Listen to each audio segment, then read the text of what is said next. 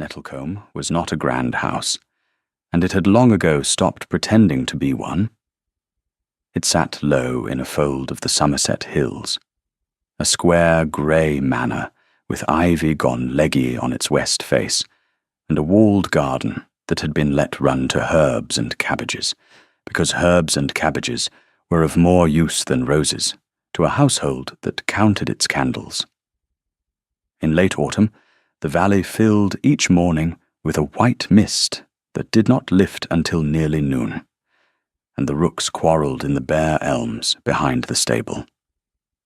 The whole place had the settled, slightly threadbare dignity of a family that had once been of some consequence, and had come down in the world without quite noticing when. It was into this house, on a raw evening near the end of that autumn, that the trouble came to dinner.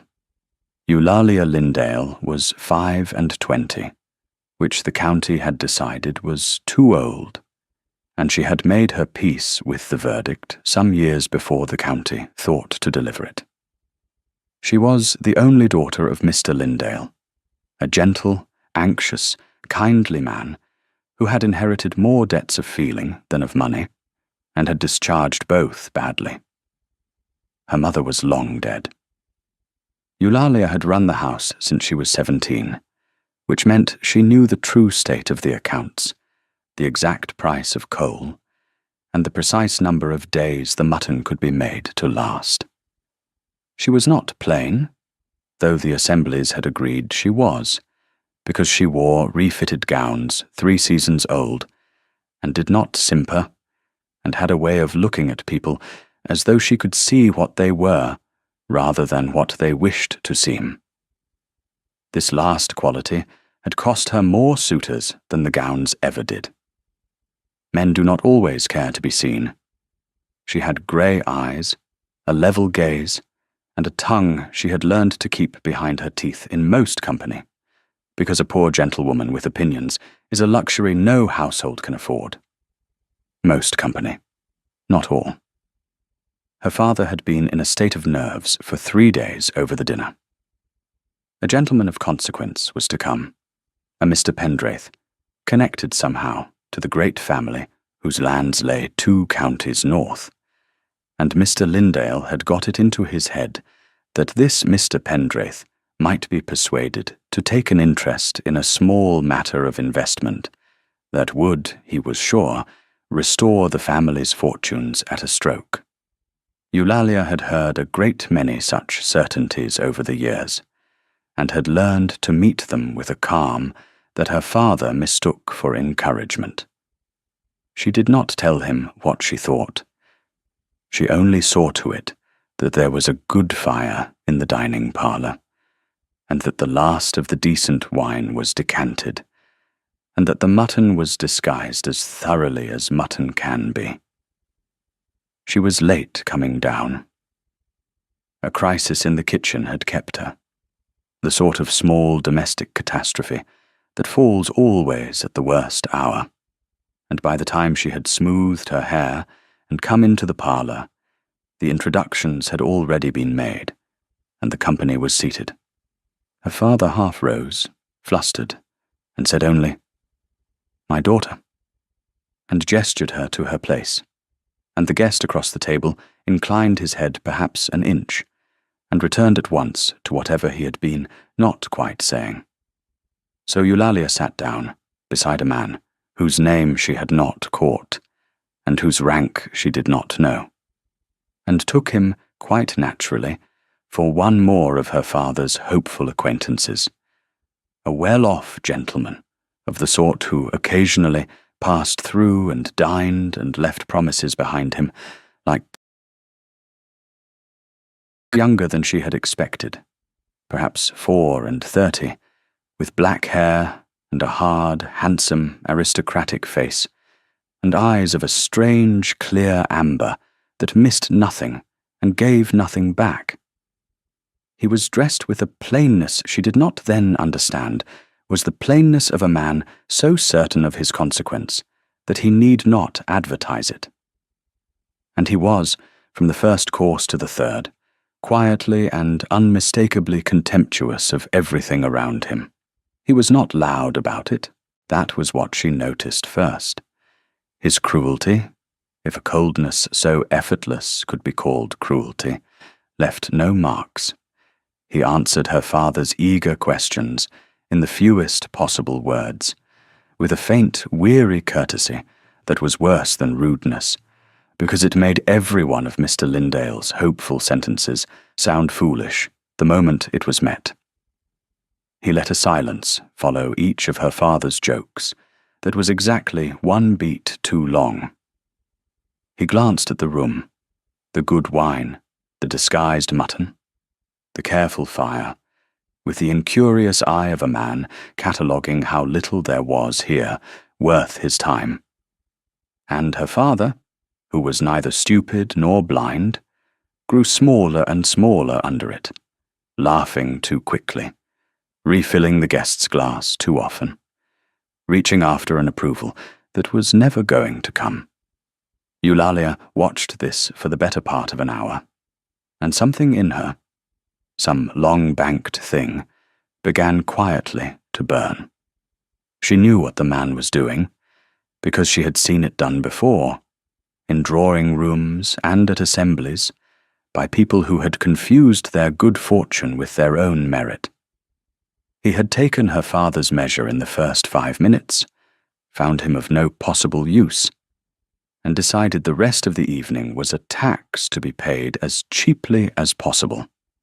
He did not know, and plainly did not care, that the wine he was letting go warm had been saved for a year, or that the man he was diminishing had spent 3 days in hope, or that hope, in a house like this one, was not a cheap commodity. He thought himself among lesser people, and he was letting them feel it, and he was doing it in her father's own house, at her father's own table, having eaten her father's bread. It was the bread that undid her. Some old instruction of her mother's, some scrap of the catechism, rose in her at the sight of a man taking a family's best, and repaying it with disdain. The guest set down his glass, and said to no one in particular, in a tone of mild fatigue, that he wondered the country did not bore its inhabitants into an early grave, since he could not conceive how a rational creature filled the hours between one dull dinner and the next. Perhaps, said Eulalia, before she had decided to speak at all, by learning not to be dull company at the dinner. The table went perfectly still. Her father made a small sound. The guest turned his head and looked at her fully for the first time all evening, and his amber eyes, which had been half-lidded with boredom, opened a degree. She should have stopped. She knew, even as the blood went to her face, that she should stop. She did not. "You have sat at my father's table for 2 hours," she said, quite steadily, keeping her voice low because a lady does not shout even when she has decided to ruin herself.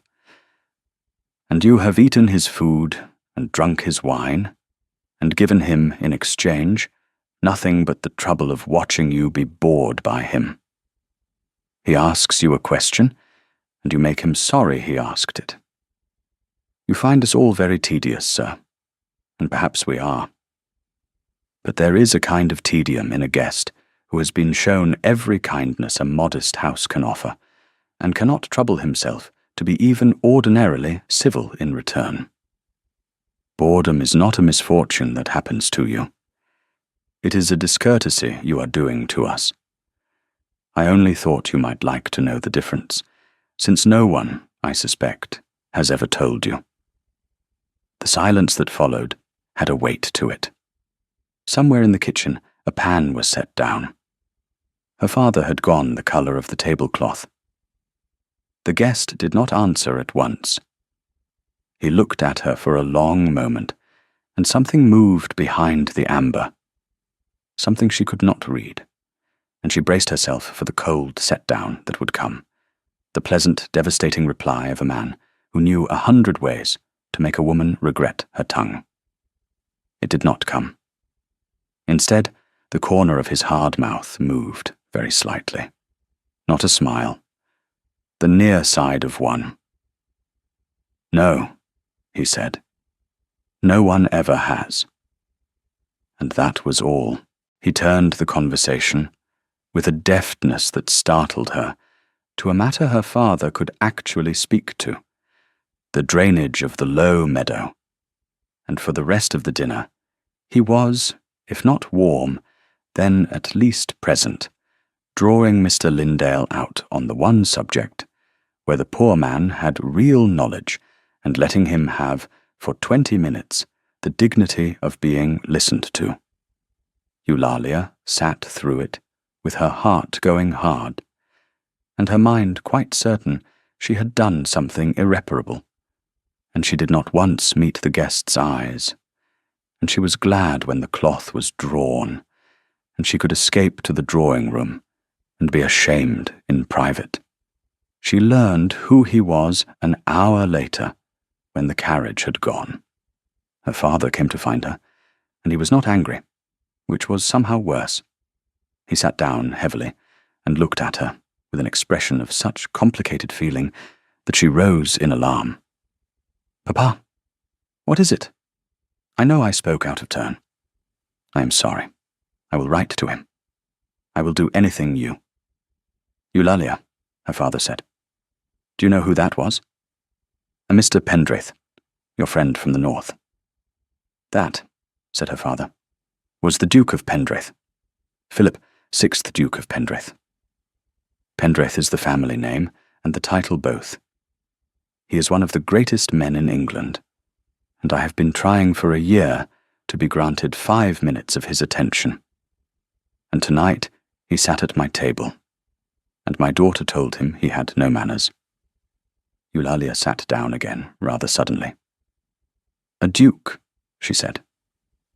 "A duke?" She thought of the plain coat that had not been plain at all.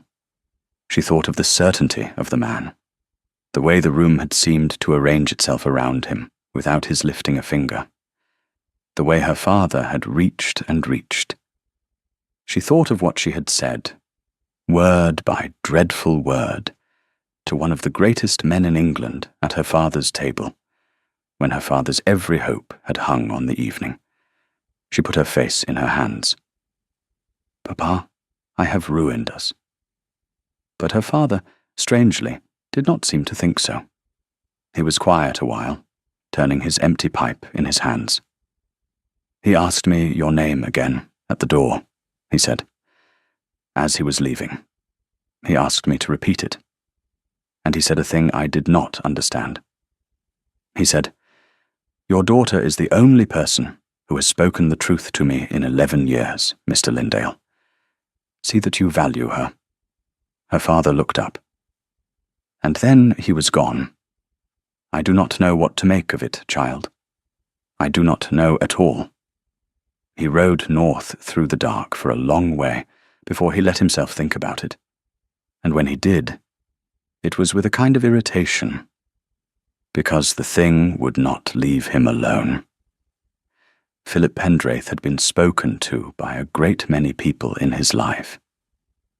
He had been flattered by men who wanted his patronage, and courted by women who wanted his name, praised by his tenants, and deferred to by his equals, and lied to, gently and continuously, by very nearly everyone he had met since the day at 23, when the title had come down on him like a roof. He had learned to hear, underneath the words, to the want beneath them, and the want was always there, and after a while a man stops listening to anything else. He had come to Nettlecombe because a connection of his mother's had asked it as a favour. He had gone chiefly to be somewhere his own household could not reach him, and he had expected a dull evening among hopeful strangers. He had got exactly that. And then a woman in a made-over gown had looked at him across a table of disguised mutton, and told him, without heat and without fear, that he was being unforgivably rude. She had not wanted anything from him. That was the thing his mind kept returning to on the dark road. She had not known who he was. She had believed him a mere gentleman, a man she would very likely never see again. A man who could do nothing for her and nothing to her. And she had told him the truth anyway, because it was true, and because he had wronged her father under her father's own roof, and she could not sit still under it. He had watched the colour come up in her face, and had understood that she was frightened, that she knew she was doing herself harm, and that she had done it regardless. He could not remember the last time anyone had risked anything to tell him a true thing. He was not sure anyone ever had. And there had been the other matter, which he liked even less to examine, which was that she had been right. He had been rude. He had gone into that modest house carrying the great grey weight he had carried for a year, and he had let it make him cold, and he had spent a decent man's hope like loose change, because it was easier than feeling anything. His brother would have been ashamed of him. The thought arrived before he could stop it, and it brought its familiar knife with it, and he rode the rest of the way home in the particular darkness that had been his companion since the previous winter, when Edmund had died.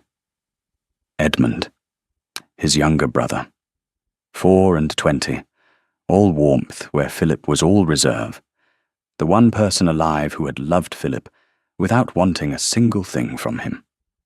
Edmund had taken a fever on a walking tour in the Italian states. A stupid, ordinary fever, the kind that kills the young for no reason at all. By the time the letter reached England, he had been 3 weeks in the ground under a foreign sky. And Philip had not been there. He had not written the last letter he had meant to write. He had let a foolish coldness lie between them over some forgotten quarrel that he could no longer even reconstruct. He had frozen after that. He knew he had. He had felt the ice come down and had not fought it, because feeling nothing was easier than feeling that. 11 years, he had told the man at the door. He had said 11 years, meaning the whole span of his dukedom. But the truth was narrower and worse. It was 1 year. It was Edmund.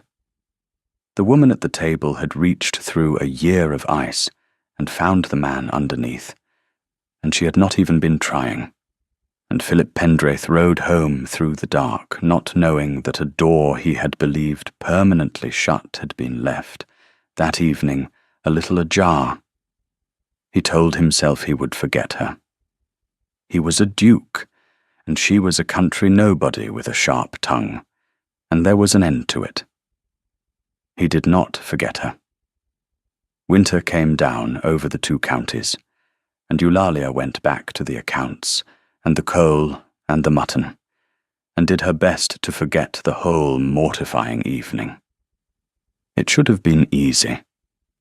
The Duke was gone, back to whatever great cold life produced men like that, and she would never see him again. And the only lasting harm was the loss of her father's ridiculous investment scheme, which she had never believed in anyway. She had spoken the truth and paid for it, and that was that. Except that her father had begun, that winter, to talk of London. It was an old campaign of his, renewed each year with the hopefulness of a man who never learned. And each year, Eulalia had turned it aside. There was an aunt in town, her mother's sister, Mrs. Verity Cardew, a widow of small fortune and large ambition, who had been trying for years to get Eulalia to town for a season, on the theory that a girl not yet entirely on the shelf might still be disposed of if she were only put in the right rooms. Eulalia loathed the whole idea. She knew precisely what a season meant for a woman of her age and means. It meant standing at the edge of ballrooms in a gown that could not compete, being looked over and passed by, being pitied by the kind and cut by the cruel, and coming home in the spring, having spent money, the household did not have to purchase a fresh season's worth of humiliation. She had refused it for 4 years running. This year, for reasons she did not fully examine, she let herself be persuaded. Perhaps it was that her father's disappointment over the Duke had aged him. Perhaps it was that she was 25 and could feel the door of her own life beginning, quietly, to close, and had thought that she might at least look through it once before it shut. Whatever the reason, when the aunt's letter came in the new part of the winter, pressing the old scheme, Eulalia surprised everyone, herself most of all, by agreeing to go. She did not know that the Duke of Pendraith would be in London that season. She would not have gone if she had. And she certainly did not know about Lady Sidonia Marle. Some years before, that lady had decided that she would be the next Duchess of Pendraith, and had been waiting with the patience of the truly determined for the Duke to come out of the strange cold grief that had taken him the year before. The season now beginning was the one in which she meant, at last, to close her hand. London, in the wet end of winter, was exactly as grim as Eulalia had expected, and her aunt's house, in a narrow street off a fashionable square, was exactly as full of contrivance. Mrs. Cardew was not unkind, but she was relentless.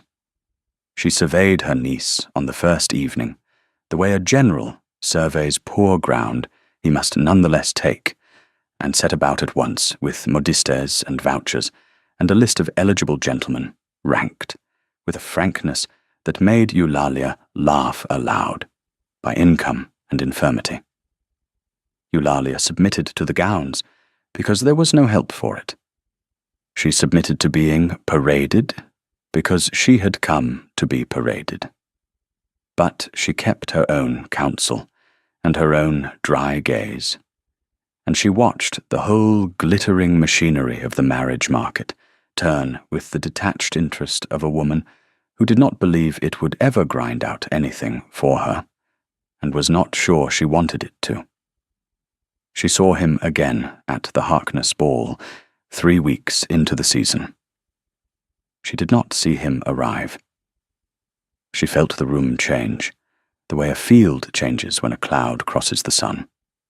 A ripple of turned heads and lowered voices and quickened fans, and she looked where everyone was looking. And there he was, the Duke of Pendraith, in black, taller than she remembered, and colder, with the amber eyes moving over the assembled company with the same incurious weariness she remembered from her father's table.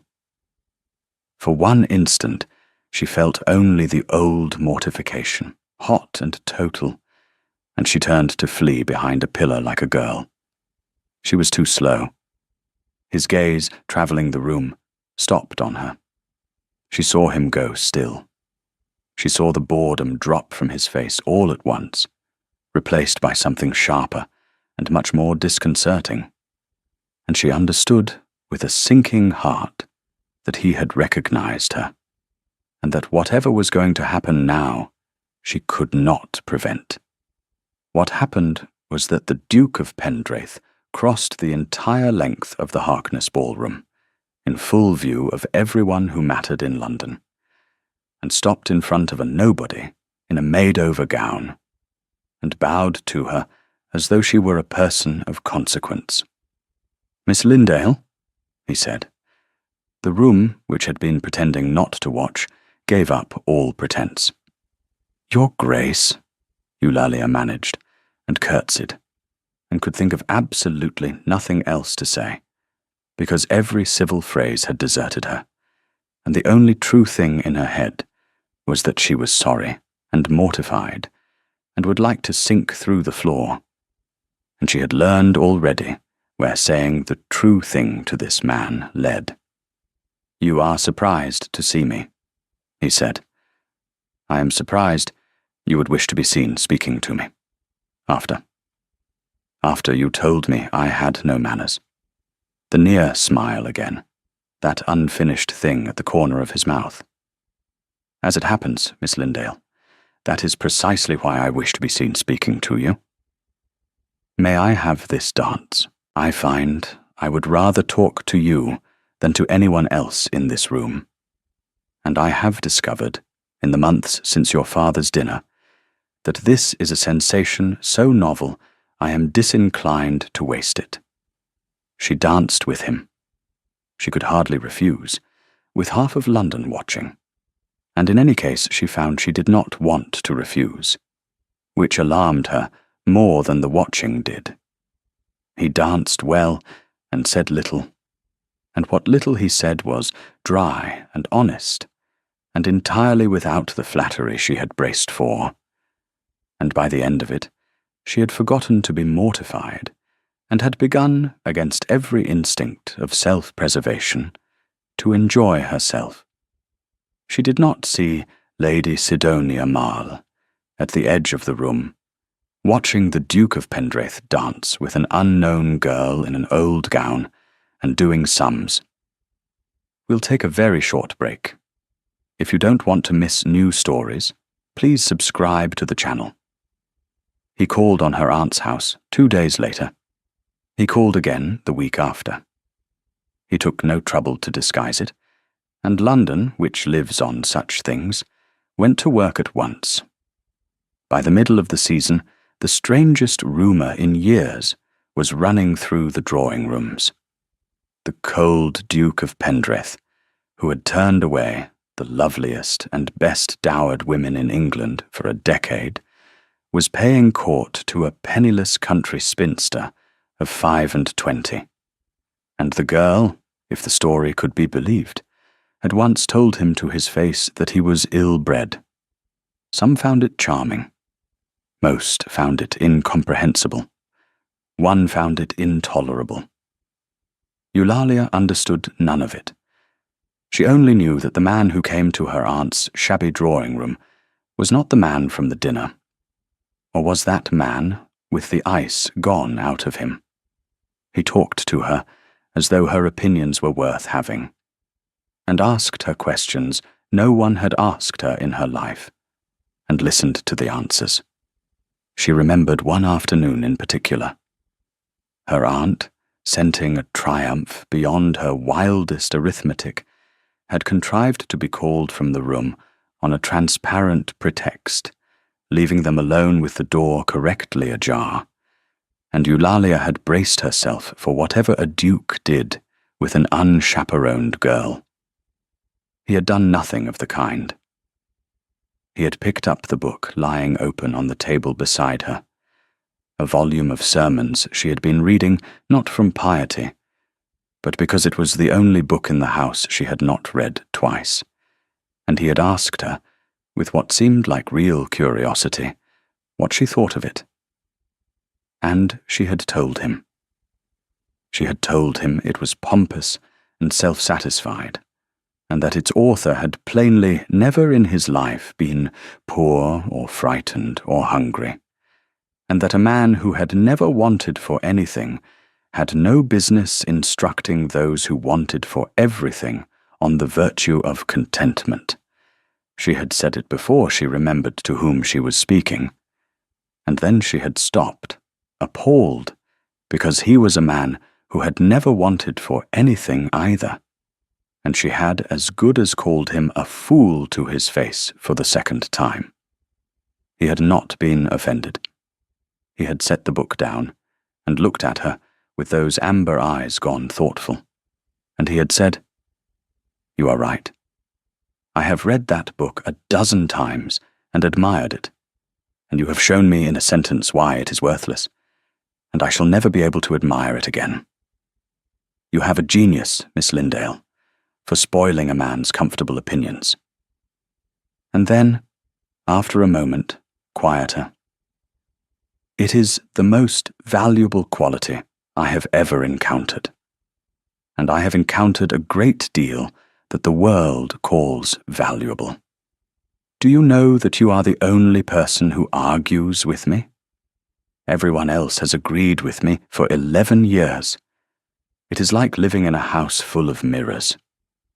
One begins to think one has vanished. She had not known what to say to that. So she had said the truth, which was that she thought it must be a very lonely way to live. And he had looked at her for a long moment and had not answered. And she had understood that she had touched something and had let it alone. She knew that she looked forward to his coming in a way that frightened her, because she was not a fool, and she knew what could and could not be, and a duke did not marry a Lindale of Nettlecombe. She told herself this daily. She told herself he was amusing himself, that great men have their whims, that she would be wise to guard her heart against a thing that could only end in her being hurt. She was still telling herself this when he asked her to marry him, and knocked every prepared defense out of her head at a stroke, because he did not ask the way she had feared and half hoped. He asked the way she had never imagined. They were walking in the aunt's narrow garden. He stopped by the bare wall and said, without preamble, in the plain voice he used for true things, "Miss Lindale, I am going to say something to you, and I am going to say it badly, and I ask you to hear me to the end before you answer." "I generally hear people to the end," she said. "It is one of my few virtues." "It is your chief one." He was not smiling now. "I am going to make you an offer, and it is not the offer a woman hopes for, and I will not insult you by dressing it as one. Hear the truth of it, because you above all people are owed the truth. I am hunted, Miss Lindale. I have been hunted since I was 23. Every unmarried woman in England with an ambitious mother has been aimed at me like a gun for 11 years, and one of them in particular has decided the matter is settled, and waits only for me to agree, and I am tired to the bone of it. My own mother presses me monthly. I cannot attend a dinner without being inventoried as a prospect. I wanted to stop, and there is only one thing on earth that stops it, which is a wife. Eulalia stood very still. "And you," he went on, "are hunted too, in your own way. Do not tell me you are not. I have watched your aunt drive you through this season like a beast to market.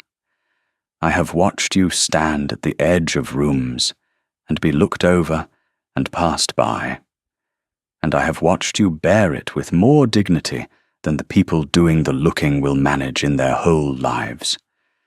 You do not want this any more than I do.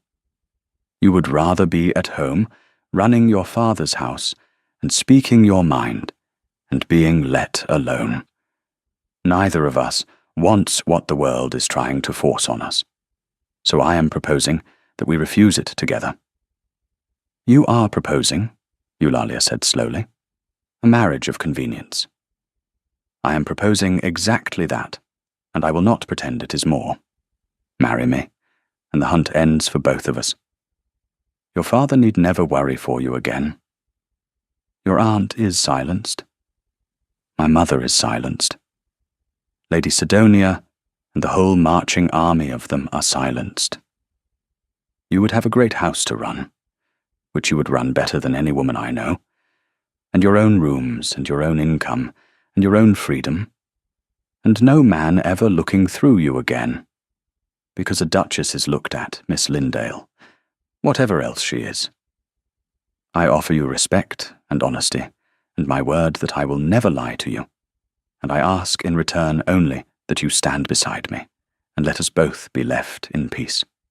I am not offering you love. I do not think I have any left to offer.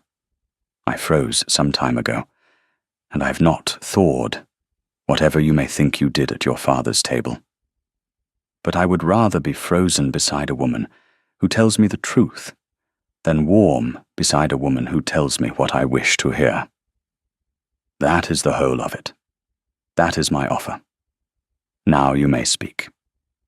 It was, Eulalia thought afterward, the strangest proposal any woman can ever have received, and the most honest, and she answered it honestly, because he had asked her to. "You are right that I do not want the market," she said. "You are right that I would rather be let alone. But you are wrong about one thing, Your Grace, and I will tell you what it is, since you value my telling you things. You say you have no love left to offer. I do not believe you. A man with no love left does not ask a woman to marry him, because he cannot bear to see her looked through. He does not remember a stranger's name for months. He does not cross a ballroom in front of all London to bow to a nobody who insulted him. Those are not the acts of a frozen man. They are the acts of a man who has frozen himself on purpose because something hurt him past bearing, and who does not yet know the ice is already cracking. I do not know what hurt you. You need not tell me. But do not tell me you cannot love, because I do not think it is true, and I will not begin a marriage, even a convenient one, on a thing that is not true." He looked at her for a long time in the grey garden light. When he spoke, his voice had changed. "My brother died last winter," he said. "Edmund, I was not there. I let a coldness stand between us over nothing. And then he was gone, and I never mended it. And I have not been able to feel anything since without feeling that. I have told no one that. I do not know why I have told you." "Because I did not ask," Eulalia said gently. "People tell me things because I do not ask. It is my other virtue." And something happened in his hard face then. Some small, terrible loosening. For just a moment, the Duke of Pendraith was not a duke at all, but only a man who had lost his brother and had been carrying it alone. Eulalia saw it. She did not look away, and she did not fill the silence with comfort he had not asked for. She only stood with him in it. That was all. It was the thing no one else had done for him, and he did not have a word for it, but he felt it, and it decided him about her far more surely than any answer to his proposal could have done. "Then let me say it plainly," he said, recovering. "Will you marry me, Miss Lindale, on the terms I have named, and on one more that I add now, which is that neither of us shall lie to the other for as long as we both live, however much it costs?" She should have said no. It was madness. It was a bargain struck between two people who had agreed not to love each other, which is the least promising foundation a marriage can have. But she thought of Nettlecombe and her father's tired, hopeful face, and she thought of the years of standing at the edges of rooms, and she thought most of all of a man who wanted her precisely because she would tell him the truth, which was the one thing about herself the world had always counted a fault. No one had ever wanted that. She had thought no one ever would. "Yes," she said. "On those terms." "Yes." The marriage was the sensation of the season, and it was celebrated at High Hall in the early summer. Eulalia went from a made-over gown in a narrow drawing-room to the mistress of one of the great houses of England in the space of a single spring. She managed the transformation with a composure that surprised everyone who had wagered against her. It came from the simple fact that she had never confused the house with herself. High Hall did not overawe her. It was only a very large version of a problem she had been solving since she was 17, which was how to run a household well on the resources it had, and High Hall had resources without end, and she found the work suited her. The great house had received her on that first day with the same veiled contempt its master had once shown her father. The upper servants had lined the hall to meet the new Duchess, and she had felt their judgment come down on her like a change in the weather. The country nobody in her borrowed grandeur, and she had known that they were waiting to find her, wanting exactly as the county assemblies had waited. She had walked the line of them slowly, and then, instead of the little gracious speech they expected, she had stopped before a young under-housemaid. The girl was swaying on her feet, grey-faced, plainly ill, and plainly terrified of being seen to be ill on such a day. Eulalia had said, quietly, that she was to go and lie down at once and have some broth sent up, and that no one was to dock her wages for it. The housekeeper had begun to protest. Eulalia had looked at her, the level grey look, and said that a house was known by how it used the people who could do nothing for it, and that she would have this one used kindly, or know the reason. And the girl had been sent to bed, and the hall had gone very quiet. Something in the ranked servants had shifted. They had come expecting either a tyrant or a fool, and had got instead a woman who had noticed, before anything else in her vast new domain, a sick child at the end of a row. By nightfall, the story was through the whole of High Hall. The house did not go over to her all at once, but it began, that day, to be hers. She found, too, that she was not unhappy, which she had not expected. Philip was as good as his word. He gave her respect and honesty, and her own domain, and he asked nothing of her that had not been named. And if the marriage was a bargain, it was at least a bargain, honestly kept on both sides. They took their meals together, at first at the enormous formal table that had seated Pendraith dukes for 200 years, the two of them marooned at opposite ends of an acre of mahogany. Then one evening, Eulalia had the footman lay both places at the same end, close enough to speak across, and looked at her husband with a steadiness that dared him to object. He did not object. He looked at the shortened distance between their two chairs for a moment, with an expression she could not read. And then he sat down beside her. After that they always dined so, and neither of them ever spoke of it, and it was one of the small unspoken treaties by which the thing between them slowly grew. For it did grow. Neither of them had planned it, and neither of them named it. But it grew all the same, in the long ordinary evenings, in the shared work of the estate, in the way she told him the truth about his tenants and his accounts and himself, and the way he came, by degrees, to rely on her telling. He had not meant to consult her about the estate. It had begun almost by accident, on a wet week when he was wrestling with the question of a mill he was minded to build on the river, and she had asked, over the shortened dinner table, what would become of the 4 families whose water meadow the mill would flood. He had not thought of the 4 families.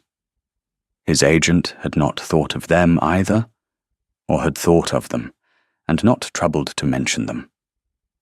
Eulalia had laid the whole matter out in 3 plain sentences. The gain, the cost, and the 4 families who would pay the cost while he took the gain. He had sat back and looked at her, and felt something he had not felt in years. It was the sensation of being shown a thing he had been too high up to see. He did not build the mill. He built a smaller one, further down, where it flooded no one. And after that, he brought her the difficult questions as a matter of course. It was not because a duchess was owed a voice, but because hers was the one voice in his whole establishment that told him what he did not wish to hear, and he had discovered that he could no longer do without it. He thought about that, riding the boundaries of his land one grey morning near the turn of the summer. He had married her to be left in peace, he reminded himself. That had been the bargain. And yet here he was, arranging the hours of his day around the chance of her company, saving up the day's absurdities to tell her because no one else would find them absurd in quite the way she would. And the great grey weight he had carried since the winter was, for whole hours at a time, simply gone. He did not know when it had gone. He only knew that he woke now without the first thought being Edmund, and that he had begun once or twice to laugh. The house he had come back to as a dead man was full, these days, of a living woman's voice telling him plainly that he was wrong about things, and he would sooner cut off his hand than go back to the silence. He had told her he had no love left to give.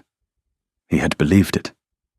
He rode home that morning, no longer sure it had ever been true, and the not being sure frightened him more than the grief ever had, because grief he understood. And this he did not. Not all of it was grief. She would have been sorry, later, to give the impression that those first months at High Hall were only a long, careful tending of a wounded man, because they were not. There were ordinary evenings, and some of them were happy. There was a library the length of a barn, and on winter nights they fell into the habit of sitting in it together. She had the accounts or a book. He had whatever a duke does of an evening. The two of them at either end of a great sofa, with a fire between them and the wind at the tall windows. She made him laugh for the first time on such a night. She had been reading aloud to herself, half under her breath, from a novel her aunt had pressed on her, a fashionable romance of the most breathless kind, in which a pale heroine swooned through 3 volumes into the arms of a brooding lord. Eulalia had begun to supply the story with a commentary of her own. Dry asides on the improbability of a woman fainting so often without doing herself an injury, on the brooding lord's evident need of a good dinner and an early night. She had forgotten Philip was listening, until she heard him make a sound she had never heard him make before. She looked up. He was laughing. Not the near smile, the unfinished thing at the corner of his mouth, but a real laugh, helpless and surprised, as though it had got out before he could stop it. He looked almost alarmed by it himself. "Do that again," he said, when he had recovered. "Read me the next part. I have not laughed in longer than I can tell you, and I find I have missed it, and I did not know I had." So she read him the next part, and improved it as she went, and he laughed again, and something in the long, cold library warmed by more than the fire. She did not think of it as a victory. She did not think of it at all then. But she remembered afterward that it was the night she stopped guarding her heart against him, because a woman cannot go on protecting herself from a man she has heard laugh like that, at her own foolish jokes, on a winter night, in a house they were both learning to call home. She saw the grief itself only once in those early months, and she never forgot it. She had gone looking for him on a still evening, and found him in a part of the house she had not entered, a small room kept shut, and she had opened the door before she understood what it was. It was a boy's room, Edmund's, kept exactly as its owner had left it, the books, the fishing rods, a coat on a hook, a boy's whole abandoned life held in a stopped moment. and Philip was standing in the middle of it, in the last of the light, not weeping, only standing, the way a man stands at a grave. She should perhaps have withdrawn. She did not. She came in quietly and stood beside him, and looked at the coat on the hook, and said nothing at all. There was nothing to say that would not have been a lie or an insult. The only true thing she had to offer was to be there, and let him not be alone in it. They stood a long time. At last, he said in a low voice, "I keep meaning to have it cleared. I have not been able to." And she said, "Then do not clear it. There is no law that says you must. Keep it as long as you need it, and clear it when you are ready. And if you are never ready, then never clear it. And let no one tell you that grief keeps a calendar." And he had turned and looked at her as though she had said something extraordinary. And perhaps she had. After a moment he had taken her hand, there in his dead brother's room, the first time he had ever reached for her of his own accord. She had let him hold it. That was all, and it was a great deal. His mother saw it before either of them did.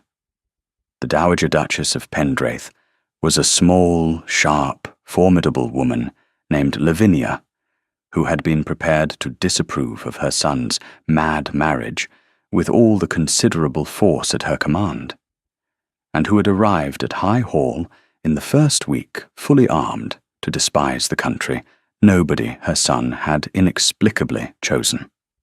She had lasted, by her own later account, about a day and a half. Eulalia had neither cringed before her nor flattered her, which no one else in 30 years had failed to do. She had met her plainly and treated her kindly.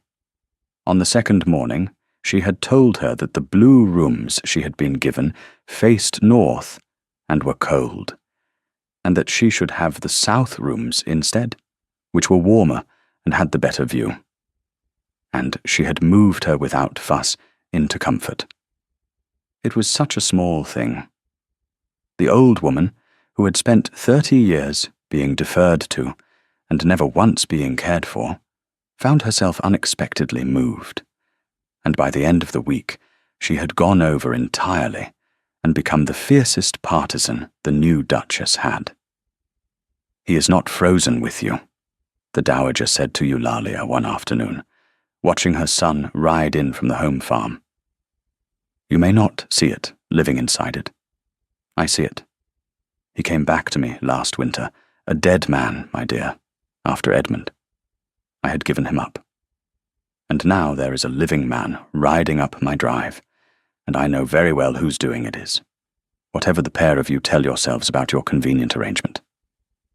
She fixed Eulalia with her sharp old eyes. "Do not mistake me for a sentimental woman. I am not. But I have buried one son this year, and I do not intend to watch the other freeze back to death for want of being told plainly that he is loved. You will tell him. When it is time, you are the only person he will believe." Eulalia did not answer that. She was not ready to. But she carried it about with her afterward like a stone in her pocket, and she took it out and looked at it more often than she meant to. The trouble, when it came from London, and it wore a beautiful face.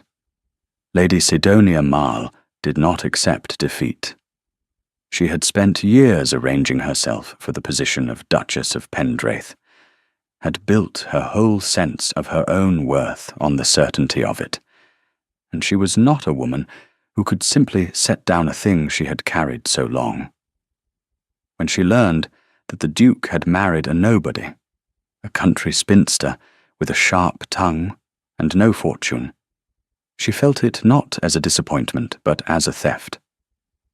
And she set about, with the patience and precision she had once meant to spend on winning him, to unmake the marriage that had cheated her. She began with words, because words were her weapon. She could not attack the Duke, so she attacked the Duchess. and she did it in the pleasant, smiling, bloodless way of her kind, so that no single thing she said could ever be held against her. She let it be known, in the right drawing-rooms, that the whole affair was a great joke, that the Duke had married the girl on a whim and already regretted it, that a woman who had famously insulted him at a country dinner had trapped him into the match by the very novelty of her rudeness. She wondered aloud, sweetly, how long a great man could be amused by an ill-bred country manner before it began to grate. She made of Eulalia's honesty, which was her one distinction, a thing to be laughed at, a rustic crudeness, a lack of the polish a duchess required. And because she was clever, and because society is always glad of a victim, the poison spread. It reached High Hall in the way such things always reach the person they concern last. Eulalia began to notice a coolness in the county families, who called a certain veiled amusement, a way people had of watching her at the dinner table, as though waiting to be entertained by a solecism. She understood it fully one afternoon, when two of the great ladies of the neighbourhood called together, ostensibly to pay their respects, and sat in her drawing-room, drinking her tea, and doing, with exquisite politeness, precisely the work Lady Sidonia had sent them to do. They admired everything a shade too much. They asked, with wide, sympathetic eyes, whether the Duchess did not find the management of so great a house a terrible burden, coming as she did from a smaller way of living, and whether she would not prefer to leave such things to the housekeeper who understood them. They mentioned, in passing, how very droll the story of the dinner had become in town, how everyone was repeating it, and they laughed, kindly, inviting her to laugh with them at herself, at the country girl who had scolded a duke over the mutton. And Eulalia, pouring the tea, understood that she was being invited to a choice. She could laugh along and be their pet, the amusing rustic who knew her place, or she could take offence and be their proof, the vulgar creature who could not take a joke. Both roads led where they wished her to go. She took neither.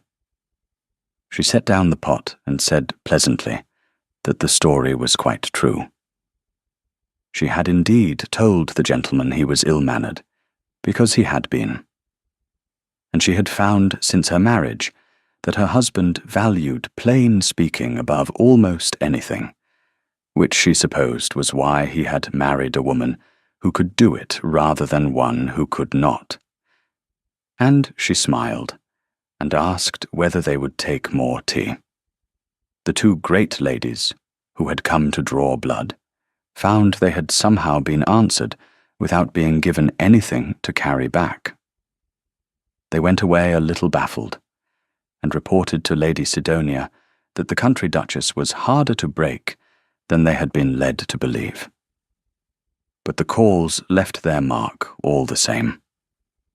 Eulalia sat alone after they had gone, and felt the old cold feeling from the edges of 100 ballrooms, the sense of being surrounded by smiling people who were waiting for her to fall.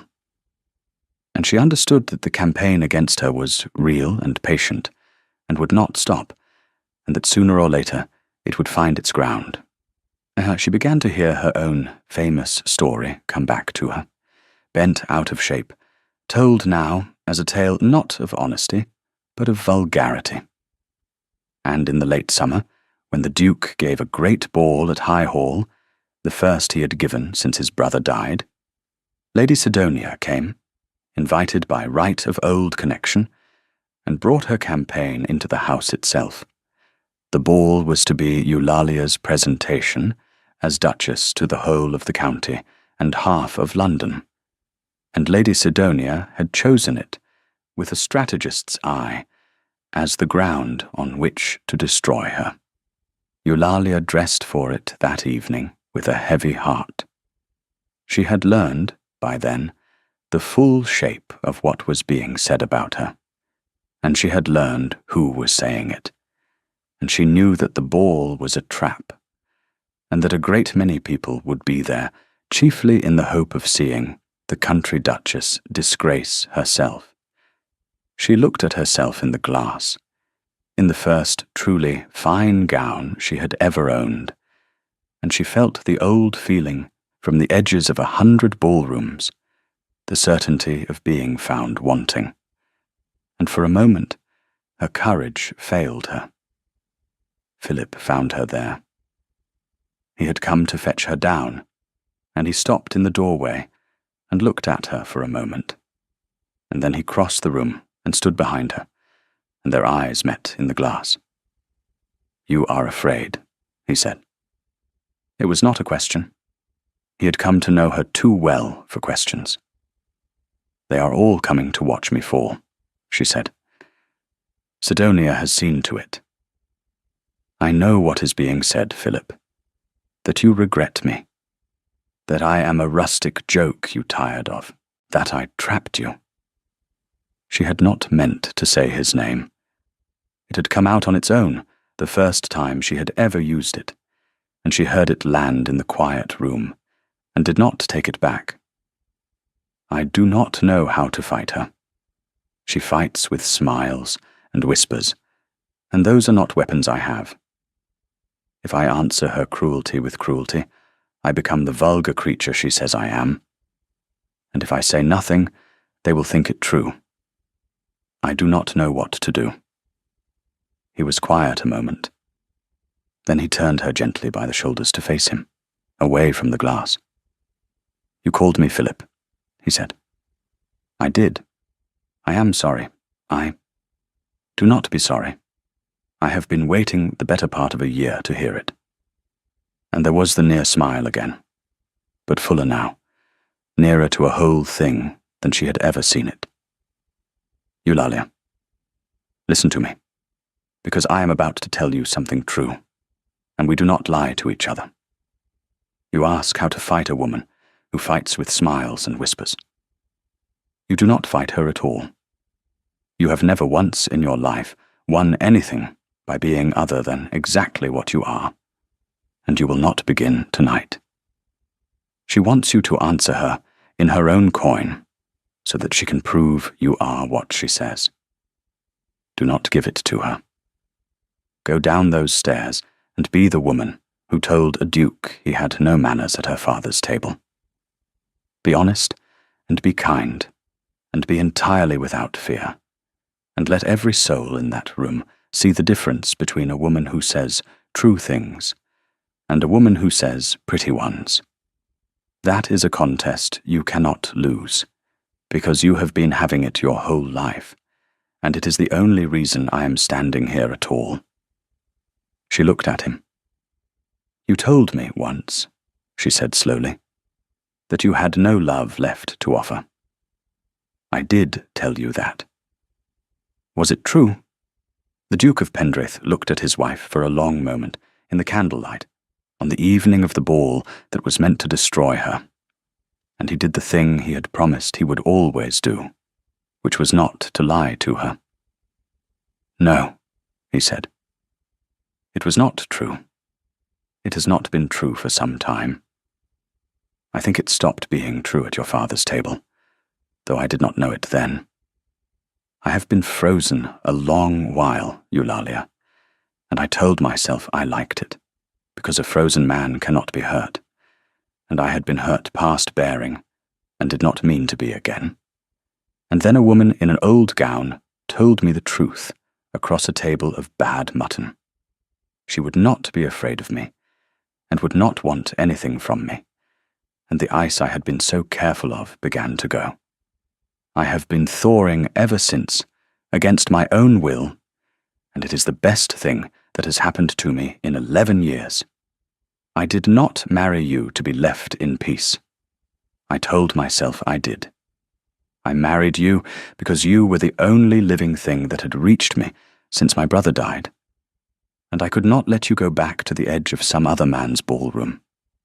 That is the truth. You asked for it, and there it is. And now let us go down, and let London see what an honest woman looks like." She could not speak. She put her hand flat against his chest, over his heart, and felt it going hard and quick under her palm. This man who had told her he was frozen. She found that her eyes had filled, and she blinked the tears back, because there was a ball to be gone to, and a battle to be fought. But she left her hand where it was a moment longer, and he covered it with his own. Neither of them said anything. The thing was said now, and did not need repeating. Then she lifted her chin and took his arm, and they went down together. The ball was everything Lady Sidonia had planned, and nothing that she had planned. The great rooms of High Hall blazed with light, and the county and half of London filled them, and every eye turned when the Duke and the new Duchess came down the stair, and a low hum of anticipation ran through the crowd. The anticipation of people who have come to see a fall. Lady Sidonia stood near the foot of the stairs, exquisite in silver, smiling her pleasant smile, ready.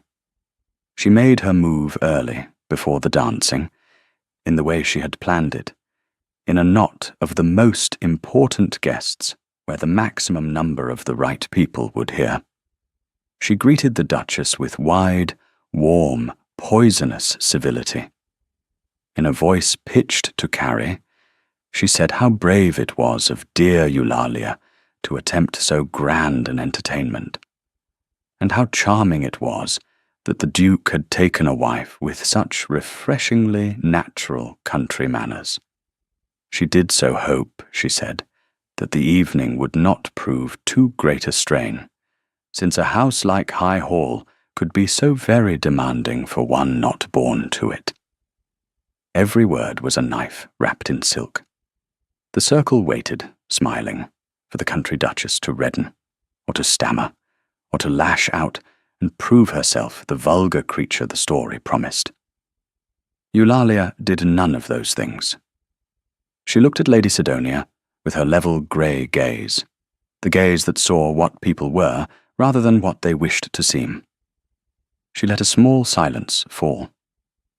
And then she said, without heat, in the clear, quiet voice she had used at her father's table, "You are very kind to concern yourself, Lady Sidonia. I know that you had hoped to be mistress of this house yourself, and I am sorry for your disappointment, truly. It is a hard thing to want something for years and see it go another way. I do not hold your feeling against you. But I think you should know that you cannot make me ashamed of who I am by naming it, because I have never been ashamed of it, and a person who is not ashamed cannot be shamed. I was born to a small house and a good father, and I learned to say true things and value them, and my husband married me for exactly that, and no whisper of yours will unmarry us, because whispers have no power over people who are not afraid of the truth. I am sorry you have spent your summer on this. It cannot have made you happy. I should have wished you happier. And the terrible thing, the thing that undid Lady Sidonia completely, was that there was no cruelty in it. If Eulalia had struck back with malice, Sidonia could have won, could have been the injured party, could have made the vulgar country duchess into the villain of the tale. But Eulalia had answered venom with something Sidonia had no defense against, which was honesty softened by an actual, unbearable, unlooked-for pity. She had named Sidonia's true wound out loud, gently, in front of everyone, and forgiven it, and wished her well. And there is no smiling reply to that. The circle, which had come to watch a country woman disgrace herself, found itself watching instead a great lady's cruelty met with a grace it could not touch, and the sympathy of the room, which is a tide that runs always toward dignity, turned in an instant and turned against Sidonia. She stood a moment with her pleasant smile fixed and dying on her face, and Eulalia saw, in the instant before Sidonia mastered herself and withdrew, the thing beneath the beauty, which was fear. Not fear of the Duchess. Fear of the future rushing at her, the years opening ahead in which she would not be the great match, would not be chosen, had spent her whole self on a position that had gone to a nobody, and had nothing now to spend it on again. It was a naked, human, frightened thing, and Eulalia, who might have exulted, found that she could not, and only felt sorry, which was worse for Sidonia than any triumph could have been. Lady Sidonia made her excuses within the hour, and left High Hall, and she did not trouble the Pendraiths again. She married the following year a viscount of no particular distinction, and lived a life of moderate consequence that was not the life she had wanted. That was the whole of her defeat, and it was, those few who understood it agreed, exactly enough. Philip had watched it all from a little distance, and when Sidonia had gone, he came to his wife's side, and he did a thing that finished the evening's work as thoroughly as her own words had begun it.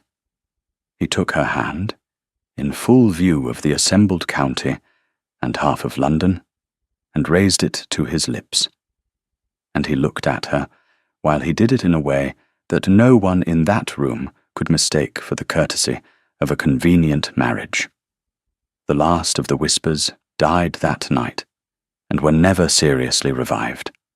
The Duke of Pendraith, it was agreed by everyone who had seen it, was not a man who regretted his wife. They danced later, when the rooms had settled and the music had grown soft, and he held her a little closer than the dance required, and she let him. "You told her you were sorry for her," he said. "You meant it." "I did. I know what it is to want a thing and watch it go by. I wanted it less cruelly than she did, but I knew the feeling. It seemed unkind to pretend I did not." "You are," said the Duke of Pendraith, "the most extraordinary woman in England, and I have spent a year being too frozen and too foolish to say so, and I do not intend to waste any more time." He drew back enough to look at her. "I know we made a bargain. I know we agreed not to ask this of each other. But I am asking it now, because we do not lie, and I will not go on pretending this is a marriage of convenience when it has not been one for months. I love you, Eulalia. Not conveniently, not safely, entirely. I have thawed straight through, and it is your doing, and I would rather feel all of it, the grief and the joy together, beside you, than feel nothing at all ever again. That is the truth. Now you may speak." She looked up at him, at the hard, handsome face gone open and unguarded, at the amber eyes that had learned, in a year, to give something back. "I stopped telling myself it could not be, weeks ago," she said. "I only did not say so, because I was waiting for you. You are slow, Your Grace, for a clever man." And then, because they did not lie to each other, and because it was true, and because she had waited a long time to say a true thing to someone who wanted to hear it. "I love you. I have loved you since you took the reproof at my father's table, and did not crush me for it. I did not know it then. I know it now. There. We are neither of us frozen any longer." And he laughed, which the county had not heard the Duke of Pendraith do, in living memory, and several people turned to look, and he did not care, and they finished the dance. There was a grief that did not lift, and neither of them ever pretended it did. Edmund was still dead, and no happiness of Philip's could reach back and mend the letter he had never written, or the coldness he had let stand. He carried that, quietly, to the end of his days, as a man carries an old wound that has healed but aches in certain weathers. But he carried it now, as a living man carries such things, and not as a frozen one. Eulalia knew the whole of it, and never once asked him to feel less than he felt.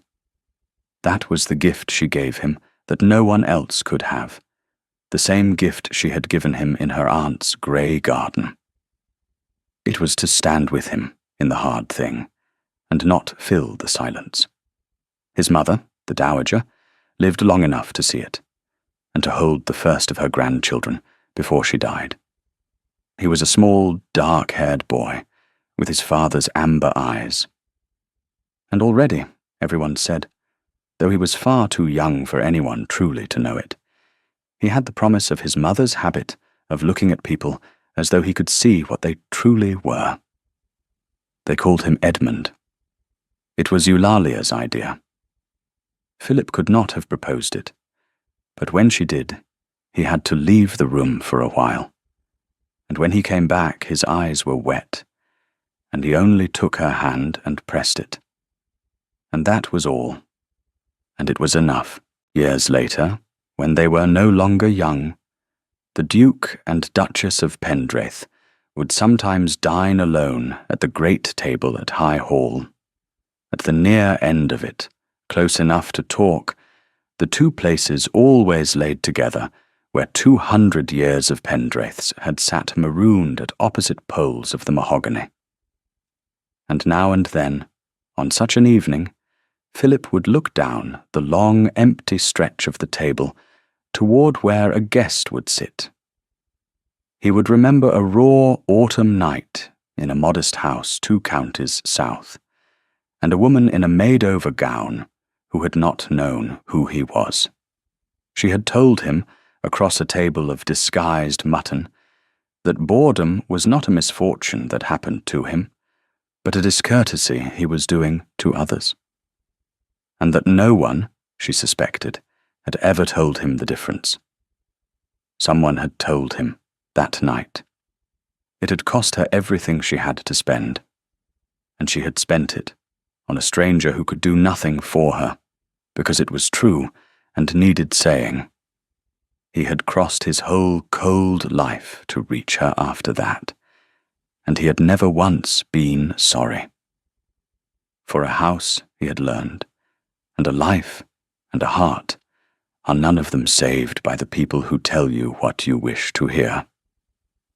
They are saved, if they are saved at all, by the one person with the courage to tell you the truth at the table, when the truth is the last thing in the world you want, and the first thing you need. Thank you for listening to the story all the way to the end. Please tell us which city you're watching from, and what the story made you feel. Don't forget to subscribe so you won't miss new stories.